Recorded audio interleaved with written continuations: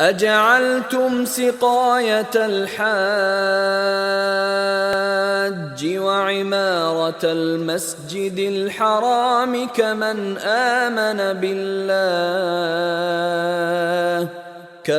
آمن بالله واليوم الآخر وجاهد في سبيل الله لا يستوون عند الله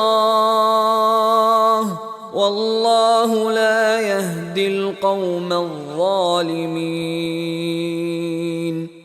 क्या तुमने हाजियों को पानी पिलाना और मस्जिद मोहतरम यानी खाने काबा को आबाद करना उस शख्स के आमाल जैसा ख्याल किया है जो खुदा और रोज़े आखिरत पर ईमान रखता है और खुदा की राह में जिहाद करता है?